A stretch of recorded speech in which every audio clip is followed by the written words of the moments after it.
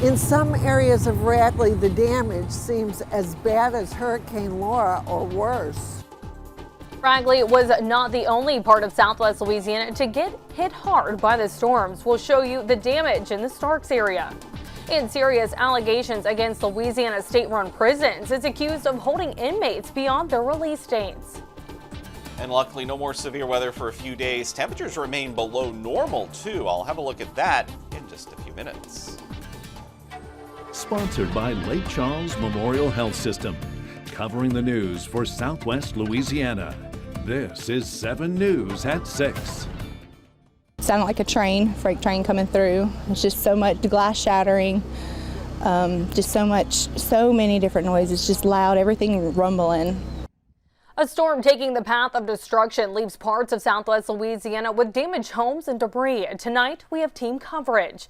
Good evening, I'm Andrea Robinson. Tornadoes were reported throughout Southwest Louisiana. The damage remains widespread in the southern part of the Beauregard Parish. The National Weather Service crews set out today to survey the damage in Radley and other parts of Southwest Louisiana that were hit hardest by the storms. One woman we spoke with says she got the weather alert. Then minutes later, the storm came barreling through.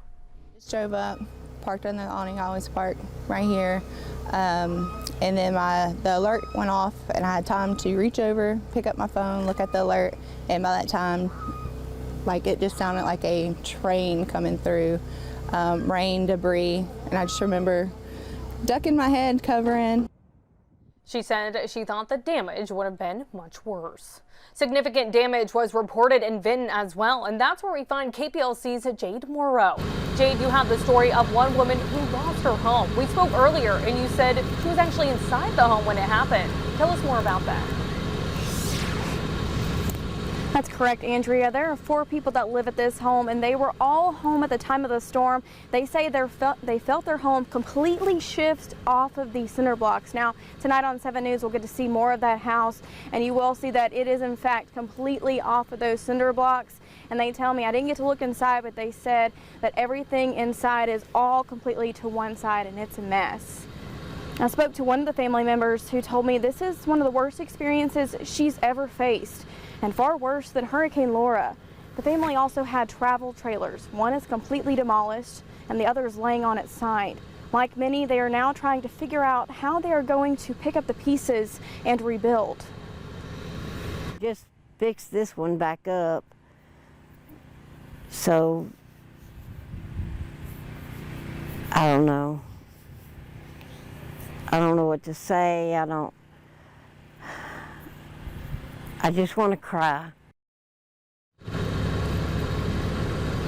I'm located off of Wright Road here in Vinton, and as of right now, all you can hear is the sound of generators. We'll have more on this story tonight on 7 News Nightcast. Live in Vinton, Jade Morrow, 7 News.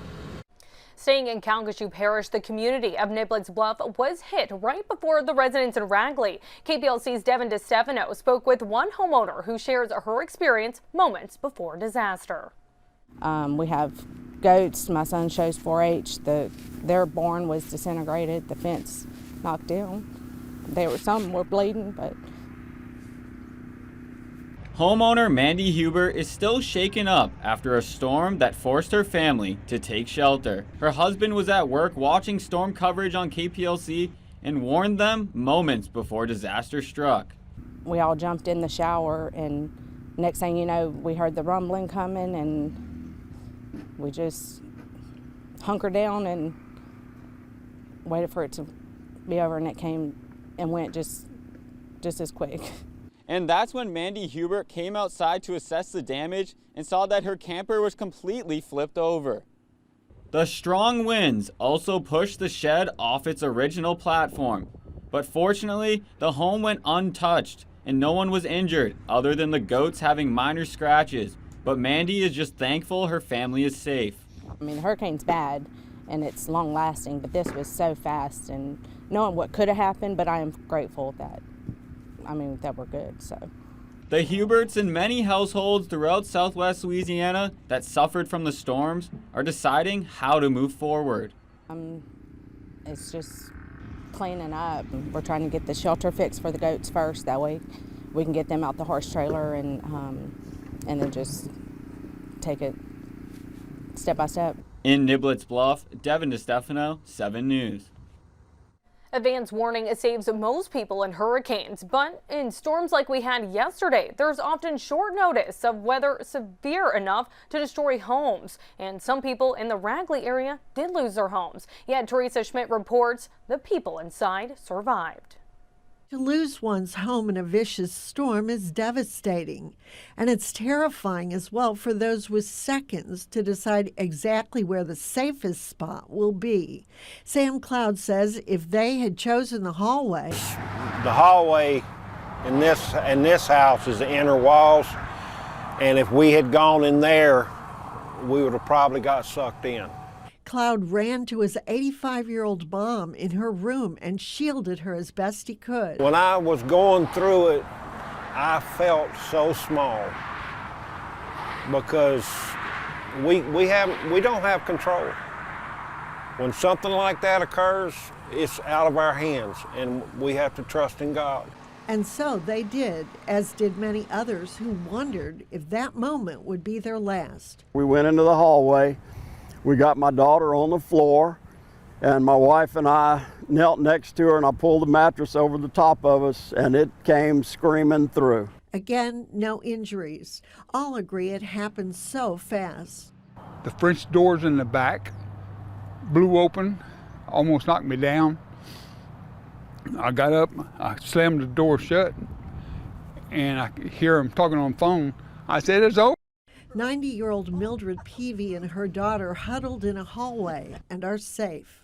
I just thank the Lord that we wasn't hurt. We're okay. And so, despite the cleanup and the insurance difficulties no doubt ahead, people here are thankful it wasn't worse. In Ragley, Teresa Schmidt, 7 News. Time now for your first alert weather forecast. And you know, I do a lot of school visits, going around the schools, talking to kids, and I always leave a time to talk about safety. And I always talk about with the kids where you would go if there's a tornado. And I usually ask the students to go home and talk to their parents about the same thing. And this is a good reminder, even those of you that don't have kids, obviously, think about where you would go now, because you don't want to have to do that during the height of a tornado bearing down on you. Think ahead where you would go, the safest place in your home. Thankfully, we're not going to be talking about something like that for a few days at least. Skies are still mostly cloudy, though, overcast conditions across the area. And those clouds are going to hold strong, I think, for a while. Temperatures have fallen back into the mid-40s, 46 right now in Lake Charles. Still a pretty good breeze out of the northwest between 5 to 10, nearly 15-mile-per-hour winds. These should subside some tonight, but we're definitely not going calm overnight tonight. So that means temperatures and wind chills will slowly fall. The number at the top's the temperature. The bottom number right here is the wind chill. You can see wind chills definitely down into the low to mid 30s. I think actual temperatures more in the mid to upper 30s in the morning. Still a chilly one for sure. You'll need a jacket, certainly cooler than this morning. Looking ahead to tomorrow, looks like the clouds go away. Despite that, we'll still only get into the mid-50s for afternoon highs. No rain, though, to worry about for tomorrow. There is more rain in my forecast, though, beyond tomorrow, and we'll talk about the timing of that in just a few minutes.